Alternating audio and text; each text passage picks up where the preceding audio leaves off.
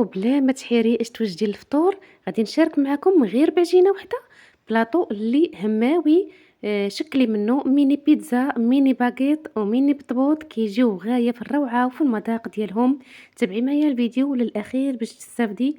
كثروا لايكات الفيديو باش تقترح على ناس اخرين، وشاركوه ما تخليوش عندكم، وندوزو على بركة الله للمكونات وكذلك طريقة التحضير فرجة ممتعة. دوزو المكونات ديال العجينة أنا كنسميها العجينة السحرية. عندي كيلو ديال الدقيق الأبيض، درت معلقة صغيرة ولا معلقة كبيرة ديال السكر سنيدة، وعندي معلقة كبيرة حتى لجوج معالق مع دبلجو بارد ديال الخميرة فورية، وعندي 4 المعالق كبار ديال الحليب غبرة. حليب غبرة كيعطيها واحد الهشاشة لهاد العجينة، واحد الرطوبية، وعندي معلقة صغيرة ديال الملح على حسب الذوق ديالكم، وتقريبا تقريبا نص كاس ديال زيت المائدة. صافي، وعندي الماء دافي غادي نديرها في العجانة تعجن، اولا كتعجنوها بيديكم يعني نفس النتيجة. كنعجنوها مزيان، كنخليوها شويه ما كتكونش قاصحه، كتكون العجينه لينه بهذا الشكل هذا. صافي، غادي ندهنها بشويه ديال الزيت وغنغطيها نخليها تختمر. جانبا غادي ندوز نحضر الحشوات ديال هاد المملحات اللي غادي نحضر معاكم. الحشوة الأولى غادي ندير فيها الدجاج، الحشوة ديال ميني باغيت، وانتم كديروا الحشوات اللي كتفضلوا نتوما. المهم انا غنشارك معكم الحشوات اللي درت، وانتم ديروا اللي يناسبكم. صراحة هاد الحشوة ديال الدجاج كتجي بنينة وزوينة.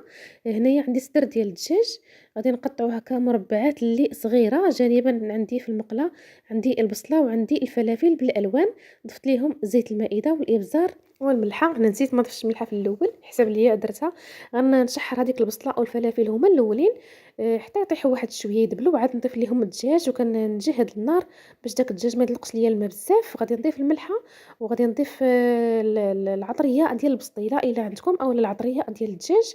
عندي هنايا الثومه غبره، وغادي نضيف سكينجبير اي الزنجبيل، وغادي نضيف كذلك البابريكا اي التحميره، غادي نضيفها في الاخير، غير نسيتها. المهم غنحاول نحط لكم المقادير في صندوق الوصف باش تستافدوا اكثر. صافي، غنخلط كلشي مع بعضياته وغنخلي هاد الدجاج هذا يتشحر ويطيب. صافي، من بعد غادي نضيف في الاخير كلمسه يعني اختياريه، غنضيف شويه ديال الفرماج اللي كيبقى اختياري، يا اما كتضيفوا هذا الفرماج هذا اولا الفرماج ديال الساندويتش، يعني اللي كتفضلوا نتوما، اولا تقدروا تستغناو عليه. كيعطينا واحد التعليكه لهاد الحشوه هذه. كيف ما كتشوفوا كتجي حشوه اللي لذيذه وزوينه. صافي، غنخليه جانبا، غنخليها جانبا تبرد، وغادي ندوز للعجينه ديالتي. من بعد ما اختمرات وشبعت خميره تبارك الله، كتجي واحد العجينه اللي زوينه. بالنسبه للحشوه ديال الميني بيتزا، ف لضيق الوقت يعني ما شاركتهاش معكم. درت الحشوه اللي ساهله، درت غير البصله والفلافل كذلك تشحروا في شويه ديال الزيت والملح والابزار، واحتفظت بهم حتى هما جانبا.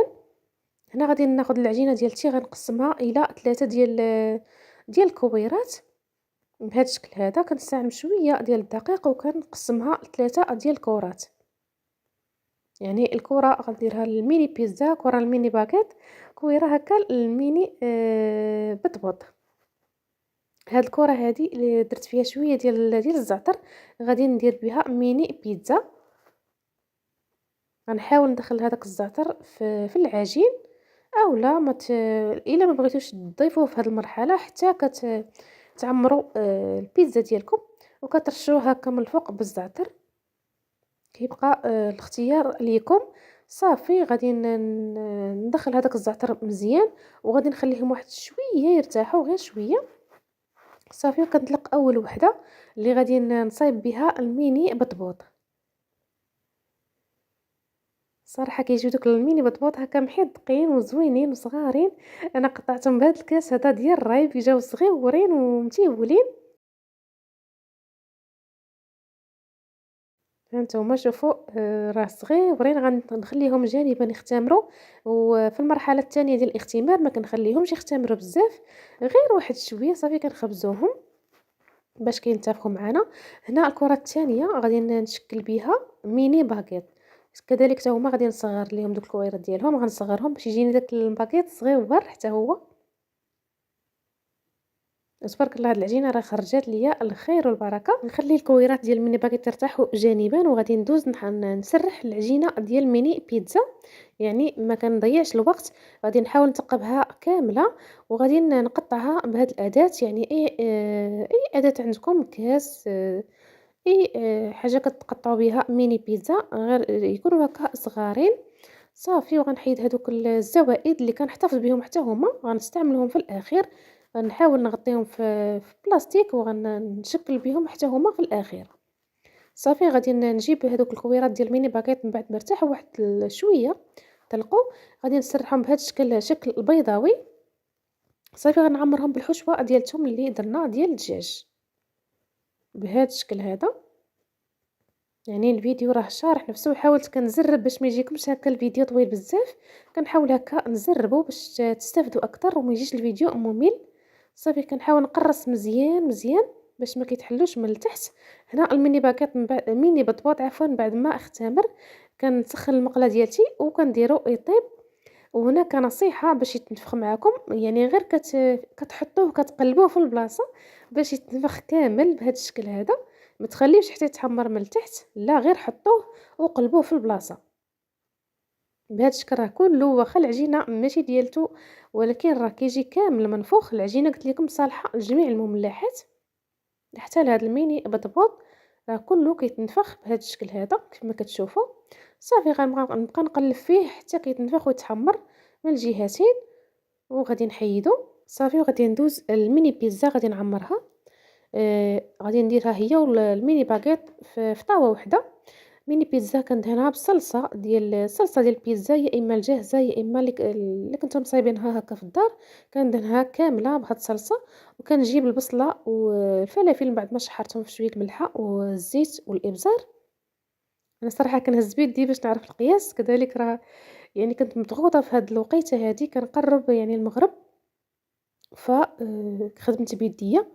صافي، غادي نجيب كذلك واحد العلبة ديال الطونة ديال الزيت، وغنحاول هكا نفتت هكا في كل وحيدة كندير فيها شوية.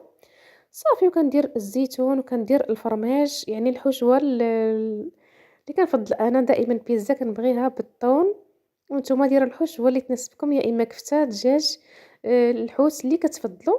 صافي، والميني باغيت كندهنو باصفر بيضاء وقطرات من صوص صوجا، كيعطينا واحد اللوين اللي زوين لهاد المملحات بصفه عامه. وكنرشم هكا بالزنجلان الابيض اولا الزنجلان العادي اولا البافو اللي كتفضلوا. وكنجيب واحد الشفره اللي كتكون بطبيعه الحال جديده، وكنشرطهم هكا.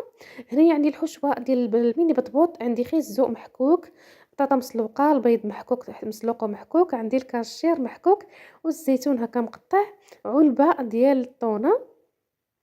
هاد الحشوه هذه بارده، كتوجدوها في اخر لحظه، يعني في الدقيقه 90 كتوجدوا هاد الحشوه اللي كتكون خفا زربان. وعندي واحد شويه ديال الكورنيشو حتى هو حكيتو، كيعطينا واحد المذاق حتى هو زوين ما بين الحموضه والملوحه. كتجي هاد الحشوه هذه بارده، كتجي زوينه ولذيذه بزاف.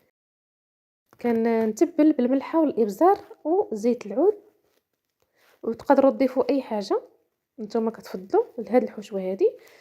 انا هنا ما درتش الخس، درت هنايا المايونيز ودرت الذره. الخس بغيت حتى نبغي نعمرهم، عاد نعمر به باش نديرو في الحشوه. صافي، كنخلطها مزيان وكنجيب صافي كنفتح داك الميني بطبوط بالمقص وكنحاول نعمر. في الاول نسيت الخس ما درتوش، ولكن حتى درت واحد جوج ل 3 عاد تفكرته. صافي، كنبدا ندير شويه وريقه الخس وكنعمر بالحشوه حتى كنسالي الكميه ديالتي كامله. ولا وصلتوا معايا لهنا ما نساوش عجبكم هذا الفيديو بطبيعه الحال ولا كنتو استفدتوا منه واخا غير شويه، ما تنساوش اختكم من داك اللايك. شجعونا غير بلايكاتكم والتعاليق ديالكم الى عجبكم الفيديو، واخا غير نقيطه قليل باللي جات من عندكم مرحبا بها. بارطاجيو هذا الفيديو باش تعمل فائده على الجميع. صافي، هنا من بعد ما ساليتهم درت زيتونه هكا من الفوق، وزينتهم بالصلصه الجزائريه من الفوق، صوص الجيريان. صافي، هنا البلاطو ديالي من بعد ما طابت ليا الميني بيتزا والميني باكيت، هذا هو الشكل ديالهم. صراحه كيجي واحد البلاطو هماوي وغزال ولذيذ كذلك، كيجيو لذاذين. فكنتمنى يعجبكم هذا الفيديو هذا، وتجربوا هاد بهاد المملحات هادو وتردوا عليا الخبار في التعاليق. كنحاول دائما نجيب لكم هكا وصفات اللي مبسطه، ولكن كنحرص على الشكل اللي يكون زوين وعاطي للعين. فإلا عجبكم ما تنساوش اختكم غير من داك اللايك، جزاكم الله كل خير. نيا شوفوا معايا داك الميني باكيت كيجي داك اللوين ديالو يا سلام، وديك الحشوه كتجي لذيذه ديال الدجاج، وبيتزا كذلك. شكون اللي ما كيبغيش البيتزا، خصوصا الوليدات كيحماقوا عليها. هذا هو البلاطو ديالي، كنتمنى الى الاعجاب ديالكم، وكنشكركم على حسن التتبع، وكنضرب لكم موعد الفيديو قادم بحول الله.